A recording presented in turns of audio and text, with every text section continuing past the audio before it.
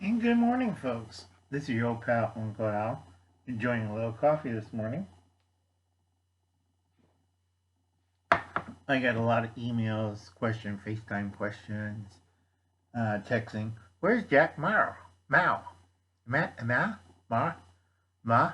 Okay. Jack Mao is an industrial billionaire that disappeared a couple weeks ago or a week ago. Reason why? He pissed off certain people in the last empire. That's the CCP, Chinese Communist Party, and he's disappeared now, like Jimmy Hoffa. And I would make a crack about where's Jack Mao? Canned food, cat food, meow meow meow meow meow meow meow meow. And then the other thing is, it's like Jimmy Hoffa. Where's Jimmy Hoffa? My baloney has a first name, Jimmy Hoffa now. Yeah, I'll catch you later, folks. I hope you find that amusing.